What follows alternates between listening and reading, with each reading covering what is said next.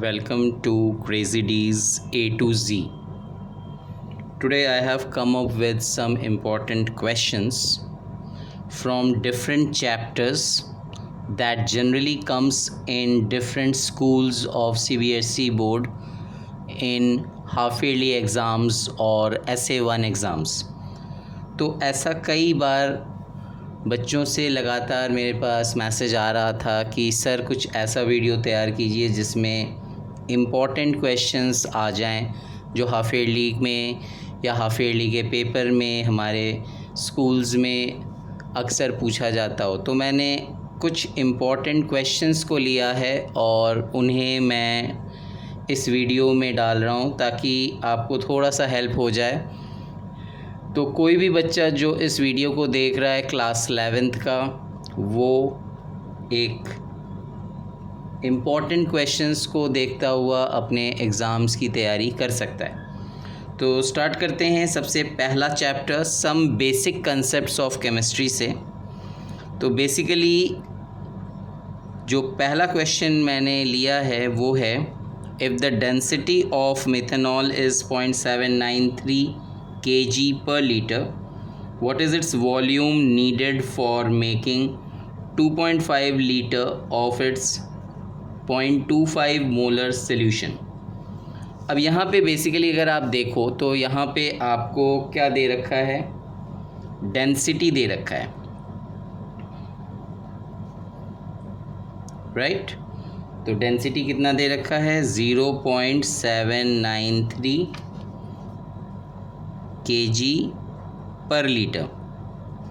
Okay, तो हमें इसे kg को ग्राम में कन्वर्ट करना होगा। तो ये लगभग बन जाएगा 0.793 into 10⁻³ gram per litre. Okay, now if we assume the volume of solution as 1 litre, then तो basically mass of methanol,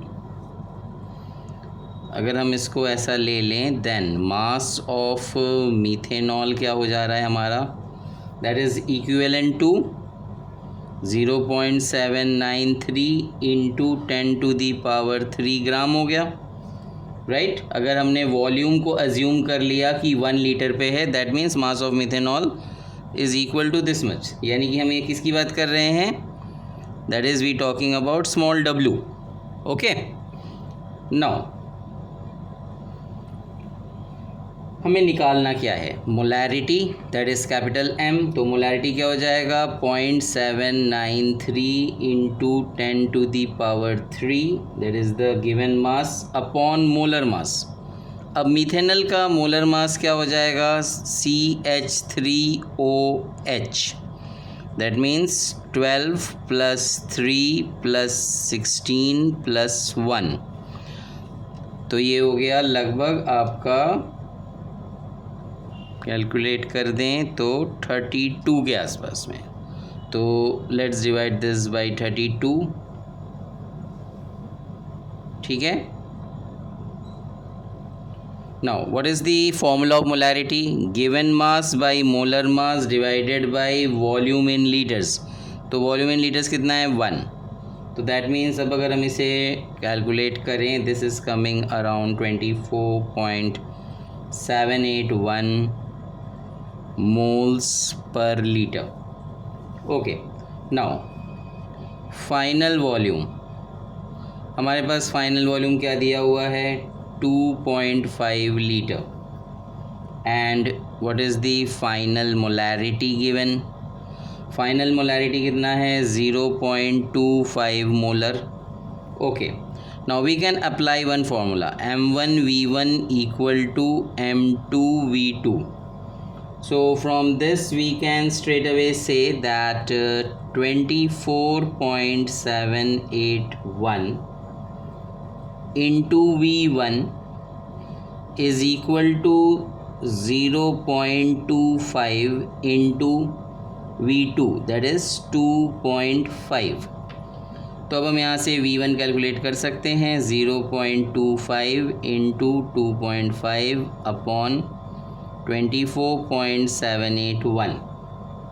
So this will give around 0.0252 liter.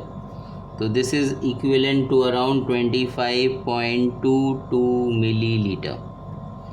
तो ये आ गया हमारा एक final answer for this question and this is a very important question. ये लगभग हर school CBSE से रिलेटेड जितने भी स्कूल्स हैं उनके पेपर में डेफिनेटली आता ही आता है. Now one more question. ये जो क्वेश्चन है ये 11th क्लास के NCERT बुक में भी दिख जाएगा और 12th क्लास के NCERT बुक में भी चैप्टर सोल्यूशन में भी दिख जाता है. So this is one of the interesting question that I have always seen in chemistry. Let's see what is the question.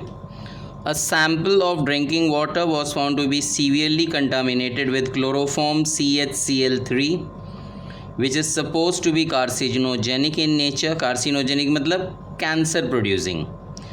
The level of contamination was 15 ppm by mass. So what is the first question? Express this in percent by mass. And the second question is determine the molality of chloroform in the sample of water. So let's see the first part. सबसे पहले हम पहला वाला part देखते हैं. इसमें क्या बोला है 15 ppm यानी कि हमें ये पार्ट्स पर मिलियन की बात बोला है. तो that means straight away this is equivalent to 15 into 10⁻⁶ parts, right. तो हमें क्या करना होगा, इसे straight away percent by mass में निकालना है. Okay, so percent by mass की अगर हम बात करें तो this is going to be 15 into 100 by 10⁻⁶. okay, so this is going to around 1.5 into 10⁻⁻3%. Fine. तो ये क्या है, ये है पार्ट्स पर मिलियन. इसका मतलब ये हो गया 15 ppm means. Okay, now this is the percentage that we calculated. Fine. तो ये हो गया हमारा फर्स्ट पार्ट ख़त्म. अब आते हैं हम इसके सेकेंड पार्ट पे. नाउ बेसिकली क्या हो रहा है, 1.5 इंटू 10⁻⁻3%.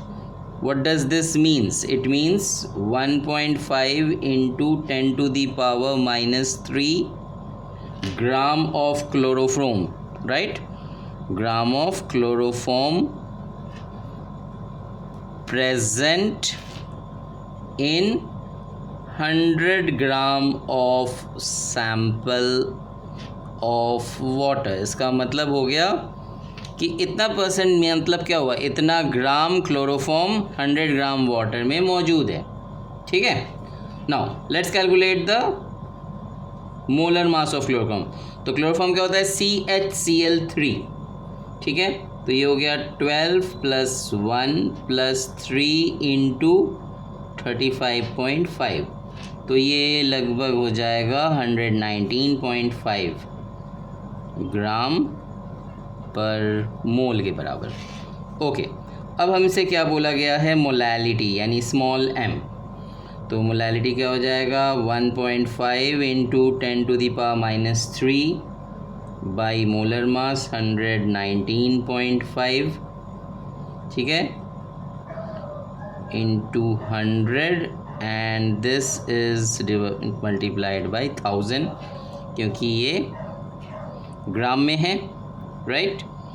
तो this is going to be around 1.255 into 10⁻⁻4 m. तो ये लगभग आ गया आपका फाइनल आंसर. तो what is this 100? This is the molar mass of the solute. Okay, molar mass of the solute into this is weight of the solvent. Sorry, weight of the solvent is 100 that we are taking. समझ में आ गया. This is the mass of the solute upon molar mass of the solute into weight of the solvent. into 1000 क्यों किया, क्योंकि ये gram में है. तो just we are multiplying it just because it is in gram. Clear? So this is the final answer that is coming. Now Next question is, how are 0.50 mole Na2CO3 and 0.50 molar Na2CO3 different? अब ये एक important और interesting question है जो अक्सर paper में पूछा जाता है. Now let's C, first let's calculate the molar मास. सबसे पहले तो हम इसका मोलर मास कैलकुलेट कर लेते हैं ऑफ Na2CO3 का. तो 2 into 23 plus 12 plus 16 into 3. Okay, so this comes around 106 grams per mole. तो ये आ गया हमारा मोलर मास Na2CO3 का. ओके, नाउ बेसिकली 1 मोल, इसका मतलब क्या हो रहा है, 1 mole of Na2CO3 is actually equal to 106 gram per mole, right? So therefore 0.5 mole of Na2CO3 means what? This will be just 106 का आधा, that means 53 gram per mole. Okay, अच्छा, अब इसमें दूसरी बात जो बोला है 0.50 molar Na2CO3, this means what? It means that 53 gram of Na2CO3 is present in 1 liter of the solution. समझ में आया? तो this is the very clear concept जो आपने अक्सर पढ़ा है मोलैरिटी के लिए, right? Okay, now let's see the another question. Calculate the molarity of solution of ethanol in water in which the mole fraction of ethanol is 0.040, assuming the density of water to be 1. अब ये जो है ये assume करने को बोला है, that means this is the given part, assume the density of water to be 1. This is the given part. So mole fraction of ethanol कितना है? तो बेसिकली मोल फ्रैक्शन ऑफ, अगर हम इथेनॉल की बात करें, दिस इज़ 0.040 गिवन. तो basically number of moles in 1 litre of water क्या होता है? Number of moles in 1 litre of water, this is 1000 by 18. It comes around 55.55 moles. ठीक है, 18 हो गया H2O का मोलर मास और 1000 हमने ले लिया 1 लीटर में 1000, राइट? ओके, तो बेसिकली जो मोल फ्रैक्शन दिया है that means what, 0.040 is equal to number of moles of ethanol upon number of moles of ethanol plus number of moles of water, right? So this means this is equal to number of moles of ethanol upon number of moles of ethanol plus 55.55. okay, so that means अगर हम इसे cross multiply कर जाएं then it becomes as n moles of ethanol equal to 0.040 n moles of ethanol plus 55.55 into 0.040. ठीक है ना? यानी कि ये इसके साथ भी मल्टीप्लाई हुआ, ये इसके साथ भी मल्टीप्लाई हो गया और ये एक तरफ चला आया. सो this is the straight form equation. अब अगर हम इस इथेनॉल को इस तरफ ले आते हैं that means what, next case में क्या हो जाएगा, नेक्स्ट लाइन में n moles of ethanol minus 0.040 into n moles of ethanol is equal to 55.55 into 0.040, right. Okay, अब इन दोनों में n moles of ethanol common है तो हमने इसे बाहर कर दिया। This comes out as 1 minus 0.040 is equal to 55.55 into 0.040, right? So that means n moles of ethanol is equal to 55.55 into 0.040 by 1 minus 0.040. Got it? So the final answer that comes out is, इसको जब आप solve out कर लोगे तो it comes around 2.31 moles. So this is the final answer for this question. Now the next question is very important question, a very special question. A welding fuel gas contains carbon and hydrogen only. Burning a small sample of it in oxygen gives 3.38 gram CO2, 0.690 gram of H2O and no other products.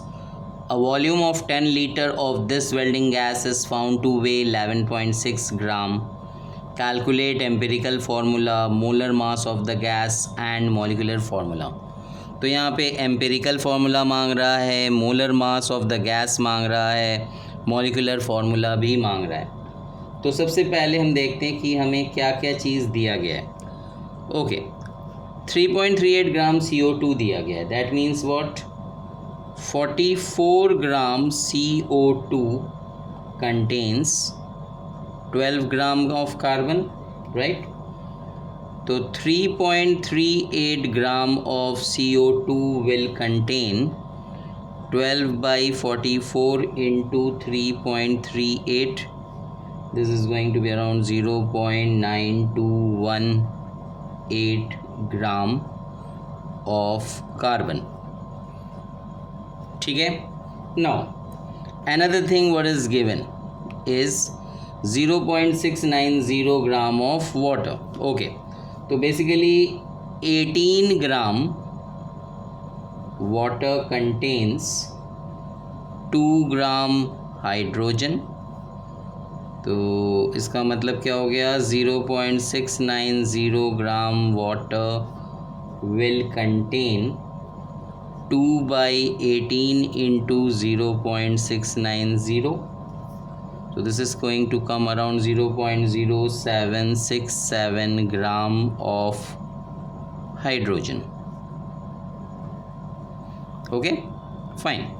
तो हमने ये दो चीज़ निकाल लिया, एक तो carbon, दूसरा hydrogen. Now total mass of the compound अगर हम बात करें तो what is the total mass of the compound? तो दिस विल बी अराउंड क्या? दोनों को ऐड कर दो, सिंपल सी चीज़, 0.9218 प्लस 0.0767, ठीक है ना? दोनों को ऐड कर दो, this is going to come around 0.9985 gram. Okay, तो ये आ गया एक value. Now let's calculate the percentage of carbon present. तो what is the percentage now? 0.9218 by 0.9985 into 100, जितना वैल्यू निकाला था upon total into 100, straight away आपका परसेंटेज आ जाएगा। तो this comes around 92.318। Okay, now another percentage of hydrogen will be 0.0767 divided by 0.9985 into 100. So this is going to come around 7.682, ठीक है। Okay, दोनों परसेंटेज हमने निकाल लिए। अब हमें बेसिकली क्या करना होता है? सीधी सी चीज़ है, हमने आपको एक टेबुलर फॉर्म सिखाया है। कुछ इस तरीके से मैंने कहा था कि आप टेबल बना लेना है ना। तो ये हो गया सीरियल नंबर। उसके बाद एलिमेंट्स, तो सीरियल नंबर में सिर्फ दो ही हैं। एलिमेंट्स कौन कौन से हैं, एक कार्बन एक हाइड्रोजन। इसके बाद आ गया परसेंटेज बाय मास। ओके, तो what is the percentage I have calculated. एक है कार्बन का 92.318 और इसका कैलकुलेट किया 7.682। ओके, नेक्स्ट है एटॉमिक मास। तो कार्बन का होता है 12, हाइड्रोजन का होता है 1। Now next is number of moles. तो नंबर ऑफ मोल्स क्या हो जाएगा, 92.318 divided by 12 and this will be 7.682 divided by 1। तो ये बन गया 7.693 और ये आ जाएगा 7.682। ओके, तो सिंपलेस्ट, अब अगर हम इसका देखें तो सिंपलेस्ट मोलर रेशियो अगर हमें अब ये निकालना हो तो ये क्या हो जाएगा, इन दोनों में से जो छोटा है। तो इन दोनों में से कौन छोटा है भाई, 7.682 ही छोटा है।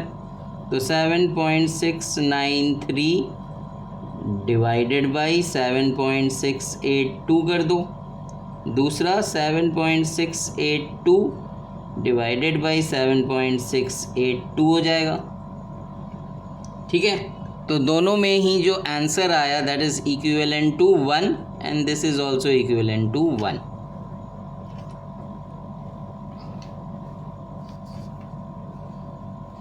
ठीक है भाई, तो ये हो गया आपका टेबुलर फॉर्म में जिसमें हमने कैलकुलेट कर लिया। तो सिंपल मोलर रेशियो जो आया वो दोनों के लिए 1:1 आ गया। ओके, तो इसका मतलब क्या हुआ, what is the empirical formula for this. तो एम्पिरिकल फॉर्मूला आ गया C1H1 दैट मीन्स CH। ठीक है, ओके। अब इसका मास क्या हो जाएगा, इसका CH का molar mass this is going to be 12 + 1 that is 13। ठीक है ना, ओके। अब हमें क्या दे रखा है, हमें बोला गया है 10 litre of the gas weighs 11.6 gram. Fine, तो बेसिकली क्या होता है, 22.4 litre of the gas at STP weighs how much, कितना वे कर जाएगा, सीधी सी बात है 11.6 divided by 10 into 22.4, so this is going to be around 26 ग्राम, है ना। 10 लीटर अगर 11.6 ग्राम वे कर रहा है तो 22.4 लीटर कितना वे करेगा। तो सीधी सी बात है, इसको कैलकुलेट कर दो, 11.6 divided by 10 into 22.4, 26 gram. This is the simple unitary method, right. अब जो 26 ग्राम है वो क्या हो गया, this is the molar mass, right. So this is the molar mass of the gas, ये आ गया molar mass of the gas 26 gram. तो यानी कि हमारा N क्या हो जाएगा, what is the N, N is molar mass upon empirical formula mass जो कि हमने 13 निकाला था। तो this is coming out to be 2। तो यानी कि मॉलिक्यूलर फॉर्मूला क्या बन जाएगा, molecular formula would be N into empirical formula, तो यानी कि 2 into CH, तो ये हो जाएगा C2H2। So this is the final answer for this question. थोड़ा बड़ा है बच्चों, ध्यान रखना, ये इम्पॉर्टेंट भी है पेपर के लिए। Okay, now let's see the another question. Chlorine is prepared in the laboratory by treating manganese dioxide with aqueous HCl यानी hydrochloric acid. According to the reaction, 4HCl plus MnO2 gives 2H2O plus MnCl2 plus Cl2. Question है, how many grams of HCl reacts with 5 gram of MnO2? Okay, तो हमें सब कुछ दे ही दिया गया है। 4HCl है, MnO2 है। तो सबसे पहले हम 4HCl का मतलब क्या हुआ, 4 इंटू H हो गया 1, Cl हो गया 35.5, यानी टोटल हो गया 36.5। तो 36.5 into 4, this is going to be 146 gram of HCl। ठीक है। और MnO2, अच्छा MnO2 का निकाल लेते हैं भाई।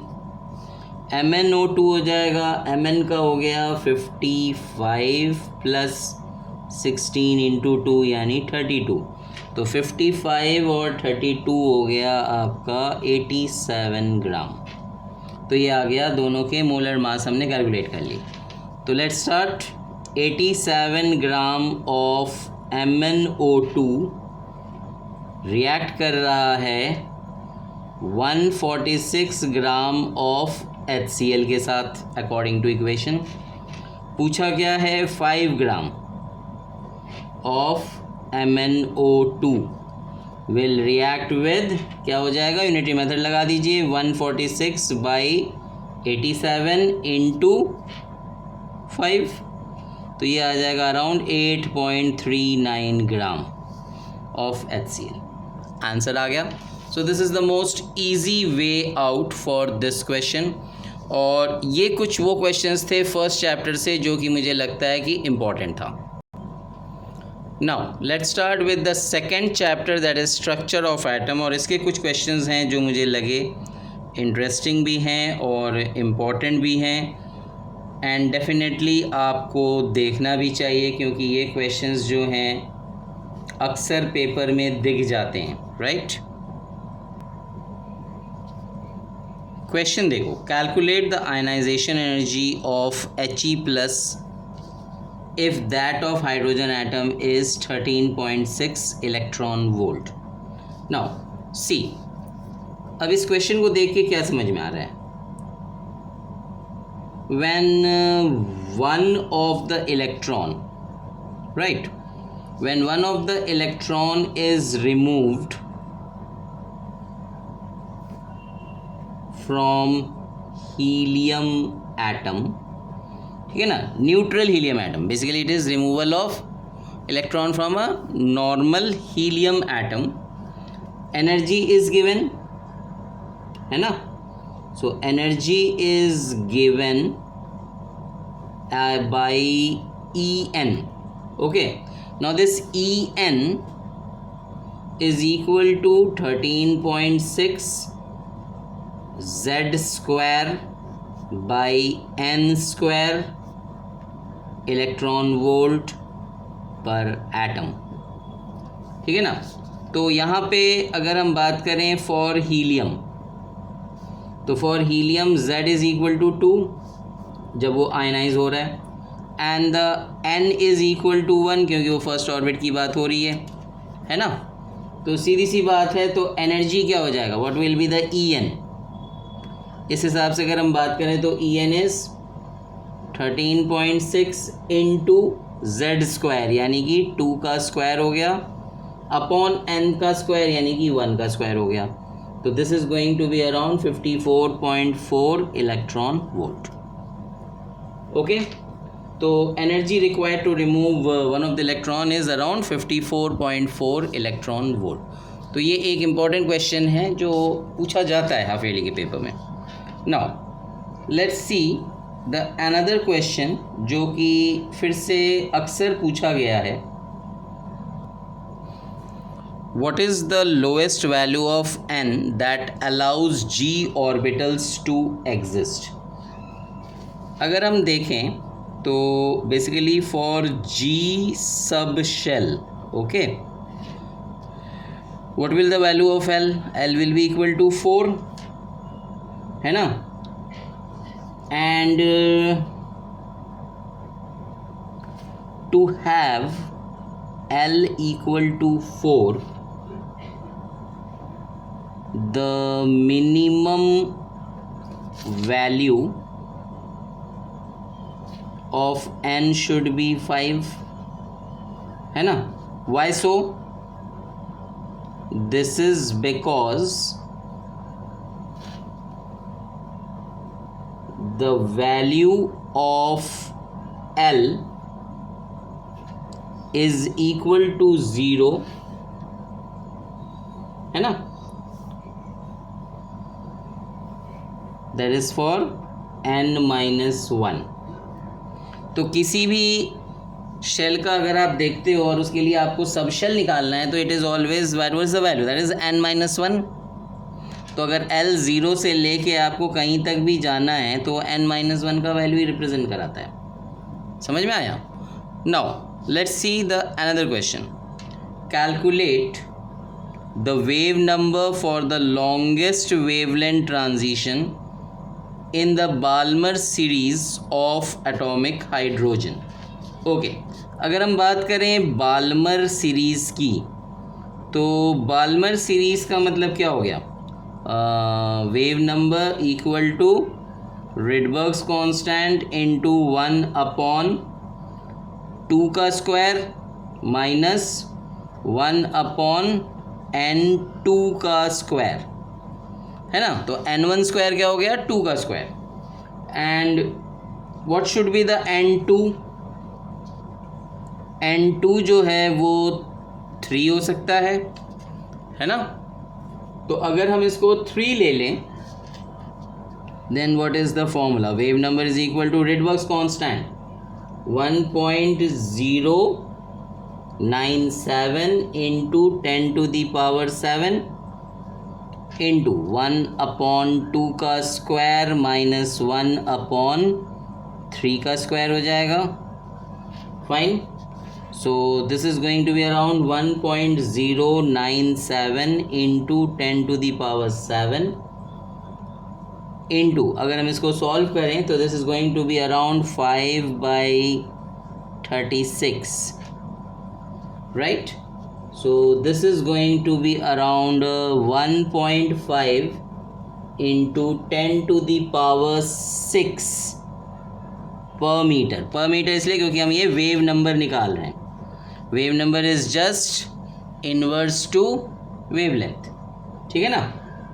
Okay, so this is the question which is important in chapter 2।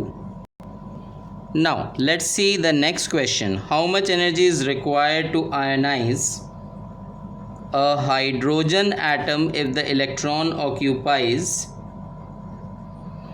n equal to 5,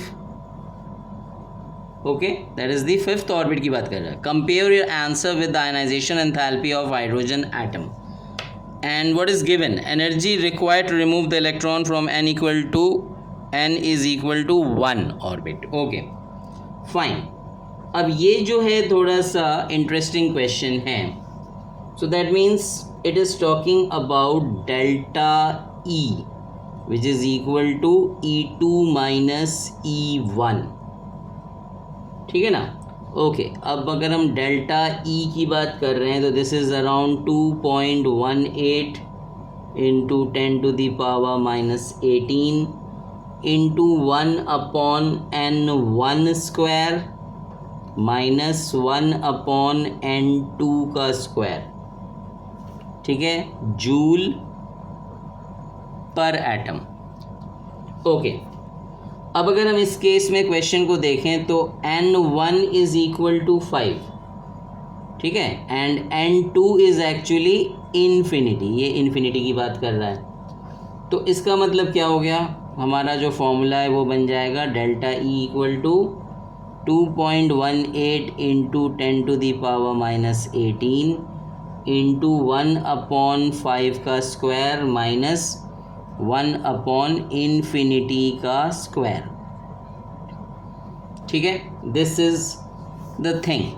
so what is the answer for this? अगर हम इसको सॉल्व करते हैं तो this is going to be around 0.0872, okay, into 10⁻−18 joule, ठीक है।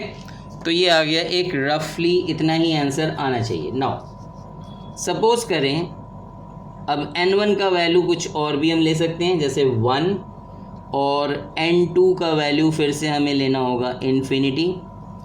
अगर ऐसा हुआ तो इस बार हमारा एनर्जी क्या हो जाएगा, डेल्टा ई डैश। इस बार डेल्टा ई था, अब हमने ले लिया डेल्टा ई डैश। तो this is going to be around 2.18 into 10⁻18 into 1/1 का स्क्वायर माइनस 1/, का स्क्वायर। ठीक है, so this is going to be around 2.18 into 10⁻18। इतना ही आएगा। Fine, okay. अब हमें क्या निकालना है? Now what we have to conclude, now we have to conclude is delta E dash by delta E. तो ये कितना आ जाएगा, 2.18 इंटू 10⁻18 बाई 0.0872 इंटू 10⁻18। तो ये लगभग आ रहा है 25, क्योंकि ये ऊपर नीचे कट जाएगा। तो आयनाइजेशन एंथैल्पी जो रिक्वायर्ड है रिमूव करने के लिए इलेक्ट्रॉन को n इक्वल टू 1 ऑर्बिट से, दैट इज 25 टाइम्स क्या है, energy wise greater than required to remove that electron from n equal to 5। इसका मतलब ये हुआ कि अगर हमें इलेक्ट्रॉन 5th ऑर्बिट से निकालना पड़ रहा है और अगर हमें इलेक्ट्रॉन 1st ऑर्बिट से निकालना पड़ रहा है, तो दोनों के बीच में जो एनर्जी डिफरेंस आ रहा है वो लगभग 25 टाइम्स का डिफरेंस आ रहा है। This is the question. Okay, let's see one more interesting question. ये है, eight 25 watt bulb emits monochromatic yellow light of wavelength 0.57 micrometer. Calculate the rate of emission of quanta per second. Okay, अब ये भी एक अच्छा question है। यहाँ पे क्या क्या हमें दिया गया है, लैम्डा दे रखा है 0.57 माइक्रोमीटर। ठीक है, माइक्रोमीटर को मीटर में बदल लेते हैं, ये बन गया 0.57 इंटू 10⁻⁻6 मीटर। ओके, और हमें क्या दिया है, एनर्जी की अगर हम बात करें तो हम इस 25 वॉट को बदल सकते हैं एनर्जी में, ये बन जाएगा 25 जूल्स पर सेकेंड। ओके, अब हम फॉर्मूला क्या लगा सकते हैं, E is equal to hc/λ। Okay, तो अगर हम इस फॉर्मूले को लगाते हैं तो this is H, Planck's constant क्या हो जाएगा, 6.626 into 10⁻34 into C, 3 into 10⁸ metres per second की स्पीड हो गई लाइट की। वेवलेंथ में दे रखा है 0.57 इंटू 10⁻6। तो अगर हम इसे सॉल्व करें, ये लगभग आ जाएगा 3.49 इंटू 10⁻19 जूल। ठीक है, now what is the rate of emission जो मांगा है, what is the rate of emission of quanta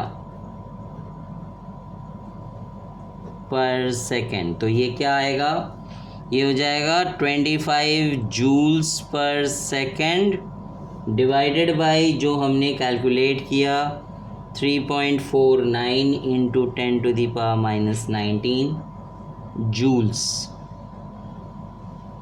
ठीक है ना, तो ये लगभग आ जाएगा आपका 7.18 into 10⁻19 per second. So this is the final answer for the question and this is a very important question. तो अभी तक जितने भी मैंने न्यूमेरिकल्स आपको कराए ये सारे इम्पॉर्टेंट हैं। ठीक है, इसके अलावा कुछ ऐसे भी क्वेश्चंस आते हैं जो कि आपका न्यूमेरिकल नहीं है लेकिन फिर भी ये क्वेश्चंस इम्पॉर्टेंट होते हैं। जैसे एक ये देख सकते हो आप, define Aufbau principle, Hund's rule, Pauli's exclusion principle, ये सब सीधे सीधे आपको डेफिनेशन याद करने और लिख देने हैं।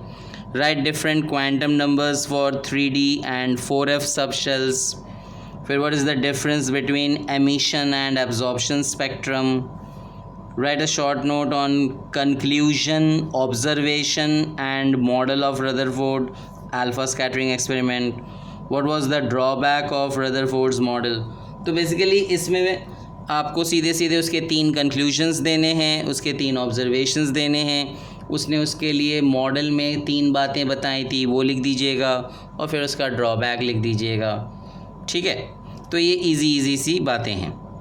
Okay, now let's see the classification of elements and periodicity in properties. ये जो 3rd चैप्टर है इसमें कोई न्यूमेरिकल नहीं है, लेकिन कुछ क्वेश्चंस हैं जो कि इंपॉर्टेंट हैं, जैसे name the groups and periods of elements having atomic number 18 and 26। What are the possible valencies of the above elements. तो इस तरह के अगर कोई क्वेश्चन आता है तो इस क्वेश्चन का जो आंसर होगा वो कुछ इस तरह से आप दे सकते हो, क्योंकि देखो बेटा ये जो है थ्योरेटिकल बेस्ड क्वेश्चन है, ठीक है ना। Name the groups and periods of elements having atomic number 18 and 26। What are the possible valencies of the above elements. तो यहाँ पे आप क्या करना है, देखो एटॉमिक नंबर ऑफ 18 जो है, बेसिकली एटॉमिक नंबर 18 का मतलब क्या हो रहा है, आर्गन की बात हो रही है ना। तो इसका इलेक्ट्रॉनिक कन्फिग्रेशन लास्ट में क्या आएगा, 3s2 3 पे 6, क्योंकि फुलफिल्ड स्टेबल कन्फिग्रेशन है। और 3 आ गया तो दैट मीन्स ये 3rd पीरियड का हो गया। और आर्गॉन जो है वो इनर्ट गैस है, यानी ग्रुप 18 का मेंबर हो गया। ठीक है, ओके। अगर हम एटॉमिक नंबर 26 की बात करें, एटॉमिक नंबर 26 का मतलब हो गया आयरन, 3d6 4s2, तो 4 आ गया, यानी कि ये 4th पीरियड की बात कर रहा है। और ग्रुप जो है डेफिनेटली 3d6 एंड 4s2, यानी 6 और 2 मिलके हो गया 8, यानी कि ग्रुप 8 आ गया। तो आपको इस चीज़ का ध्यान रखना है कि किस तरह से हम पीरियड निकाल रहे हैं और कैसे हम ग्रुप निकाल रहे हैं। अब वैलेंसीज की बात करें तो आर्गन क्या है, इनर्ट गैस है, यानी कि फुलफिल्ड स्टेबल कन्फिग्रेशन है, तो सीधी सी बात हो गया, ये हो गया 0 वैलेंसी। आयरन की अगर हम बात करें तो आयरन में 2 वैलेंसीज आ सकते हैं, +2 और +3। ठीक है ना, ओके। अब ये नेक्स्ट क्वेश्चन है, explain why cations are smaller and anions are larger in radii than their parent atoms. अब ये एक इंटरेस्टिंग चीज़ है। द इंटरेस्टिंग चीज़ क्या है इसमें, that the ionic radii of cation is always smaller than the parent atom. अब इसका कारण क्या है, this is because the loss of 1 और more electron increases the effective nuclear charge. सीधे सीधे उसमें इफेक्ट कहाँ डाल रहा है, इफेक्टिव न्यूक्लियर चार्ज पे। और इसकी वजह से क्या होता है, as a result what happens, the force of attraction of nucleus for the electron increases and hence the ionic radii decreases. ठीक है, बात समझ में आ रहा है। अब इसके अलावा और क्या हो जाता है, moreover the number of shells also decreases. Clear है बात। अगर हम दूसरी तरफ बात करें आयनिक रेडियस की of an anion, that is always larger than its parent atom. This is because of the addition of 1 और more electron which decreases the effective nuclear charge, यानी न्यूक्लियस और इलेक्ट्रॉन के बीच के अट्रैक्शन को क्या कर देता है, कम कर देता है। इसकी वजह से क्या होगा, as a result force of attraction of the nucleus for the electron decreases and therefore the ionic radii increases। ठीक है, तो ये मैं लिख नहीं रहा हूँ क्योंकि इतना सारा लिखने के लिए टाइम ज़्यादा लग जाएगा, जो I just explain the thing. तो अगर आपको लगे तो दोबारा आप इस जगह पे फिर से एक दो बार सुन लोगे तो आपको ये समझ में आ जाएगा, in case you are not able to understand at one proper instant. Okay, दूसरा क्वेश्चन देखते हैं।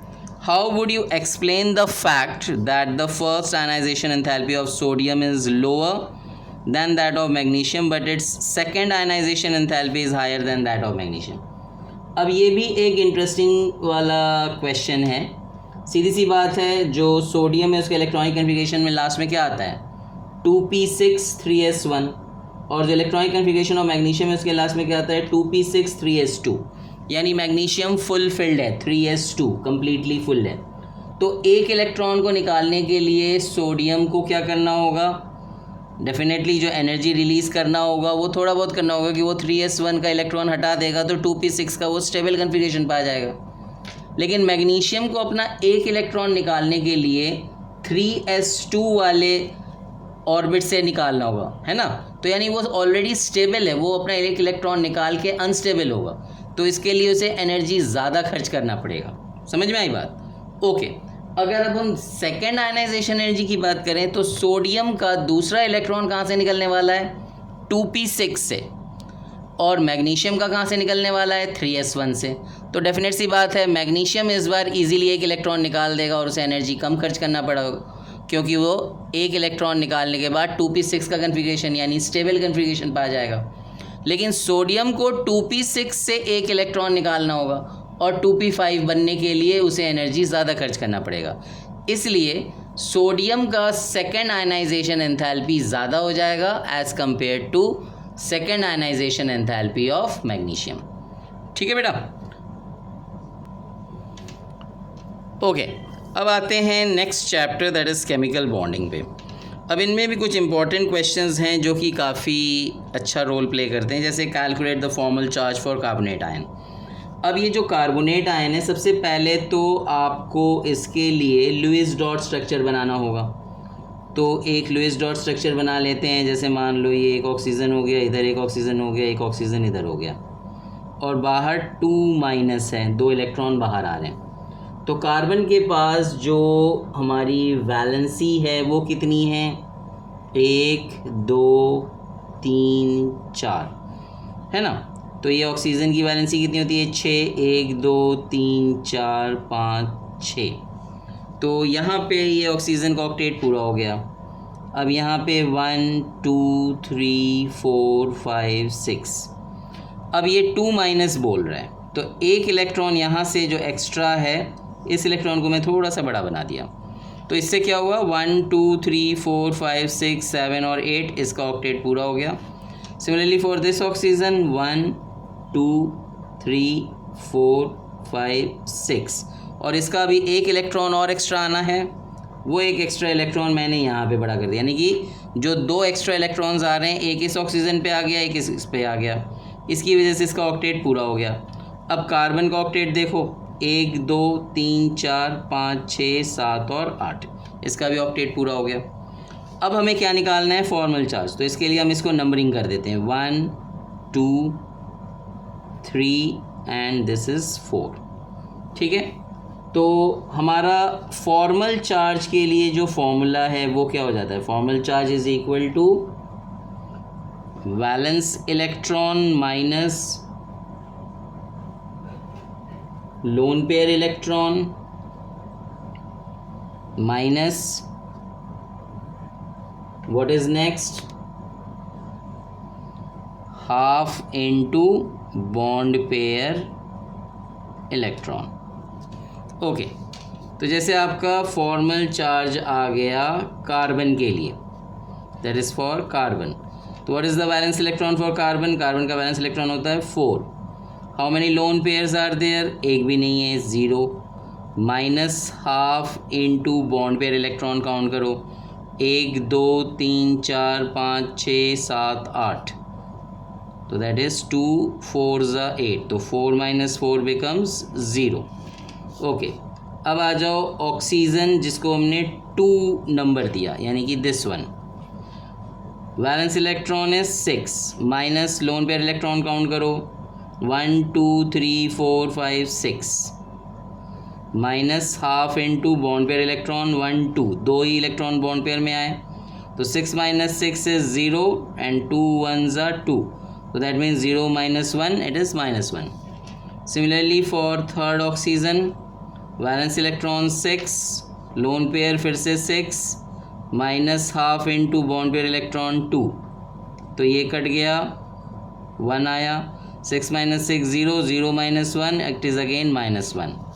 Now let's C oxygen number 4 का फॉर्मल चार्ज 6, वैलेंस इलेक्ट्रॉन आ गया माइनस, लोन पेयर इलेक्ट्रॉन कितने हैं? 1 2 3 4 minus half into bond pair electron हो गए 4, 2 2s are 4, 6 - 4 is 2, 2 - 2 becomes 0, तो टोटल फॉर्मल चार्ज कितना आ गया? -2. सो this is the final total formal charge for carbonate ion. तो इस तरह से हमें ये क्वेश्चन को सॉल्व करना होता है।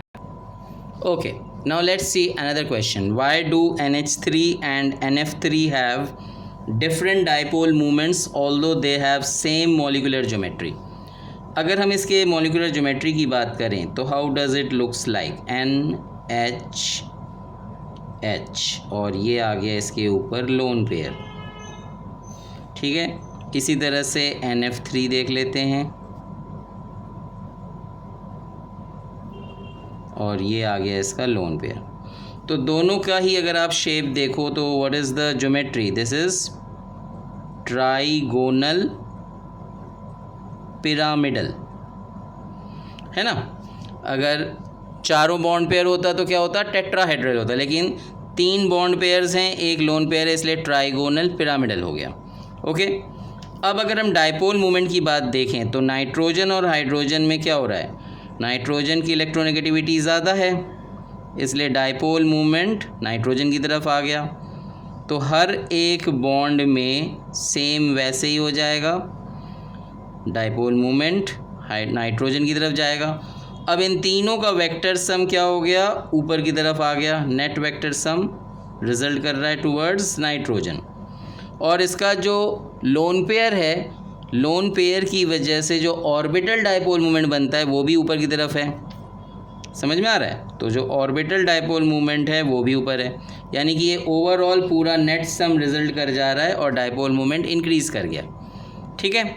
दूसरी तरफ देखो, नाइट्रोजन और फ्लोरीन में इलेक्ट्रोनेगेटिविटी फ्लोरीन की ज़्यादा है, तो डाइपोल मूवमेंट फ्लोरीन की तरफ आ गया इस केस में भी, और इस वाले केस में भी ऐसे ही हो जाएगा। इन तीनों का नेट वेक्टर सम नीचे की तरफ रिजल्ट कर गया डाइपोल मूवमेंट, और जो लोन पेयर की वजह से ऑर्बिटल डाइपोल मूवमेंट है वो ऊपर की तरफ पे है। तो ये दोनों एक दूसरे को कैंसिल आउट कर रहे हैं, इसके लिए इसका नेट रिजल्टेंट क्या हो गया? डाइपोल मूवमेंट का 0 आ गया। समझ में आया? तो बेसिकली NF3 के केस में नेट रिजल्टेंट जो डाइपोल मूवमेंट का आया वो 0 आ गया, जबकि NH3 के केस में यही चीज़ बढ़ जाता है। तो डाइपोल मूवमेंट का जो यूनिट होता है वो हम कहते हैं डिबाई, जिसे हम रिप्रेजेंट करते हैं कैपिटल D से। क्लियर हुआ? And this 1D is equal to 3.33 into 10⁻⁻30 coulomb metre. तो इसका ध्यान रखिएगा, this is the unit for this. Okay, now next question, write the number of electron pairs, arrangement of electron pairs and molecular geometry for ammonium ion। अब ये जो चीज़ है ये हो गया अमोनियम आयन। क्या होता है? NH4 positive. तो बेटा इसके लिए आपको वैसे पर थ्योरी का वो दोनों टेबल याद रखना होगा ताकि आप ये चीज़ अच्छे से कर पाएँ। अब अमोनियम आयन का मतलब क्या हो गया? सीधी सी बात हो गई, ये बात कर रहा है टेट्राहेड्रल मॉलिक्यूलर ज्योमेट्री की बात कर रहा है, ठीक है ना। और जो इसमें आपका नंबर ऑफ इलेक्ट्रॉन पेयर्स है वो कितने होंगे? नंबर ऑफ इलेक्ट्रॉन पेयर्स की अगर हम बात करें तो दैट इज़ 4, क्योंकि नाइट्रोजन है, इसके साथ एक हाइड्रोजन है, इधर भी एक हाइड्रोजन है, इधर भी एक हाइड्रोजन है। समझ में आ रहा है? तो यहाँ पे हर एक तरफ पे एक एक हाइड्रोजन आ गया और एक हाइड्रोजन ऊपर भी आ रहा है। तो ये टेट्राहेड्रल शेप की बात कर रहा है जिसमें बॉन्ड एंगल जो है वो 109.5 डिग्री शो होता है। क्लियर हो गई बात? ओके। और इसमें अगर हम बात करें अरेंजमेंट ऑफ इलेक्ट्रॉन पेयर, तो जो अरेंजमेंट ऑफ इलेक्ट्रॉन पेयर है वो कुछ इस तरह से है। नाइट्रोजन के साथ एक बॉन्ड पेयर इधर, एक बॉन्ड पेयर इधर, एक बॉन्ड पेयर इधर और एक बॉन्ड पेयर ऊपर आ जाएगा। So this is the arrangement of electron pair. Now, next question is what? Write the number of bonding pairs, number of lone pairs, shape and arrangement of electron pairs for ClF3 molecule. Okay. अब ये जो type है, अगर हम इसके molecular type की बात करें तो ये मॉलिक्यूलर टाइप कैसा बन रहा है? AB3E2 टाइप का, ठीक है ना। तो इसमें अगर हम बात करें नंबर ऑफ बॉन्ड पेयर, तो ये आ रहा है नंबर ऑफ बॉन्ड पेयर 3, ठीक है। फिर अगर हम बात करें नंबर ऑफ लोन पेयर, तो नंबर ऑफ लोन पेयर आ रहा है 2, ठीक है ना। फिर अगर हम बात करें अरेंजमेंट ऑफ इलेक्ट्रॉन पेयर, तो इसका जो अरेंजमेंट होगा वो कैसे होगा, हमारा Cl आ गया बीच में, ठीक है, और 3 F आ जाएंगे इस तरह से, और इसमें आ जाएगा 2 लोन पेयर ऐसे।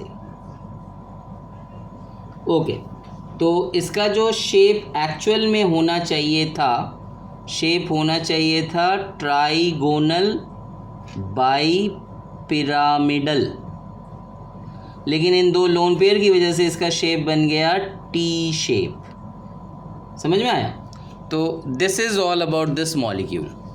Now what is the difference between sigma and pi bond? तो ये एक बार आप देख लेना, सिग्मा वीक होता है, पाई स्ट्रॉन्ग होता है। सिग्मा में हेड ऑन ओवरलैपिंग होता है, पाई में साइडवेज ओवरलैपिंग होता है। सिग्मा में जो इलेक्ट्रॉन क्लाउड है वो एक जगह पे इकट्ठा हुआ रहता है, जबकि पाई बॉन्ड में यही चीज़ सर्कुलेट कर रहा होता है, जिसकी वजह से पाई बॉन्ड का स्ट्रक्चर कंपैरेटिवली वीक हो जाता है। इसके अलावा कुछ क्वेश्चंस हाइब्रिडाइजेशन से भी रहता है, तो वो हाइब्रिडाइजेशन के लिए आपको क्वेश्चन देख लेना है थोड़ा बहुत। Okay, now the most important question for this chapter is draw the molecular orbital diagram and calculate its bond order giving reference to the magnetic behaviour for O2 molecule, ठीक है। फिर O2 minus molecule, O2 plus molecule, O2 2 minus molecule, O2 2 plus molecule. तो ये इस तरीके से अलग अलग आपको दे दिए जाते हैं और पूछे जाते हैं कि इनके बॉन्ड ऑर्डर बताओ। तो इसमें सीधी सी बात है, अगर आप देखो ऑक्सीजन के लिए अगर हम बनाएं तो इसका इलेक्ट्रॉनिक कन्फिग्रेशन क्या हो जाएगा, 1s2। इधर भी हम इसका बनाएंगे 1s2। अब इसका मॉलिक्यूलर ऑर्बिटल डायग्राम बना दो ऐसे करके, तो ये आपका आ गया सिग्मा 1s2 और यहाँ आ जाएगा सिग्मा स्टार 1s2। दोनों इलेक्ट्रॉन एक एक जगह से आ गए, ठीक है। फिर इसके बाद आता है 2s2, इसके लिए भी यहाँ पे आप कर दो 2s2।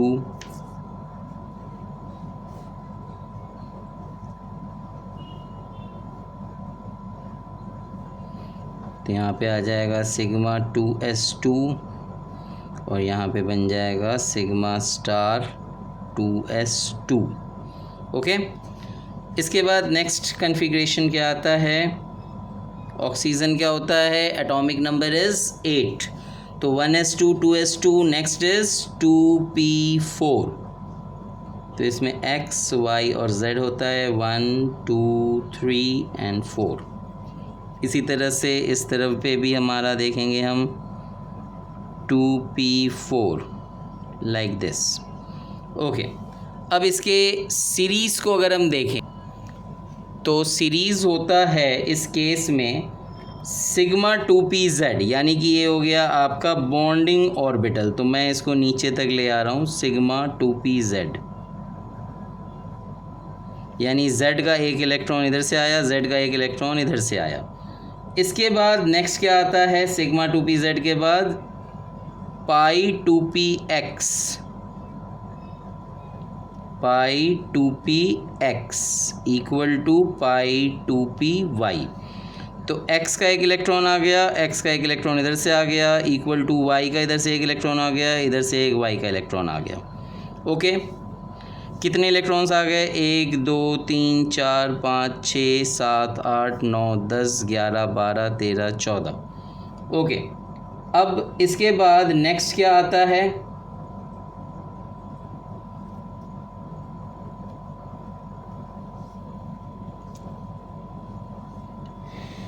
Pi 2px equal to pi 2py के बाद जो नेक्स्ट आएगा वो हो जाएगा इसके ऊपर एंटी बॉन्डिंग। ओके, तो एंटी बॉन्डिंग में क्या आ जाएगा, that is pi star 2px equal to pi star 2py, यानी एक x का इलेक्ट्रॉन इधर आ गया और एक x का इलेक्ट्रॉन इस तरफ पे आ गया।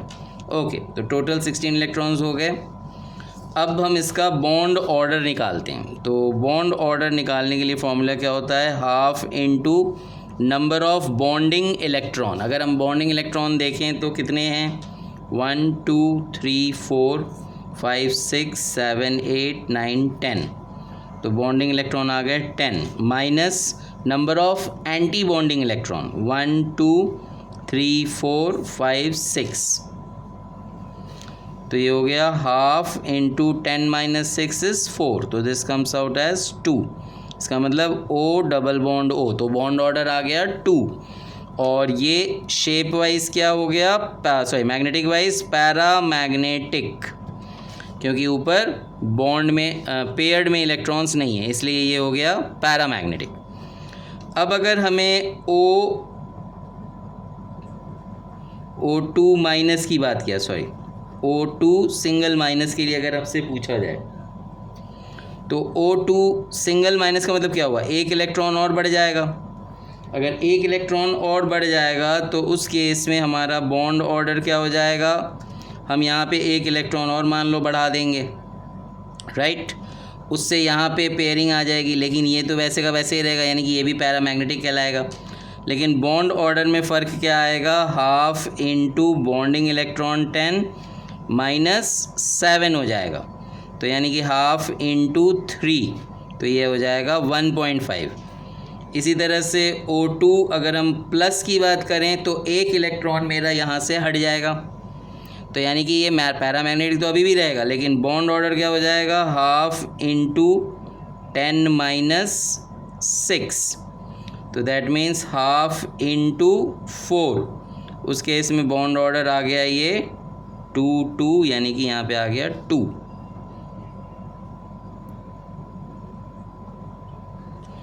सॉरी 5 हो जाएगा ना, यहाँ पे ऑलरेडी 6 तो होता ही है, तो ये हो गया 10 माइनस 5, तो ये आ जाएगा 2, 10 माइनस 5 इज़ 5, तो ये बन जाएगा 2.5। ओके, इसके बाद अगर हमसे पूछा O2 2 माइनस, O2 2 माइनस यानी कि 2 इलेक्ट्रॉन आ गए, तो इस केस में बॉन्ड ऑर्डर क्या हो जाएगा, हाफ इंटू 10 माइनस 8, तो ये हो जाएगा हाफ इंटू 2, यानी बॉन्ड ऑर्डर इज़ 1।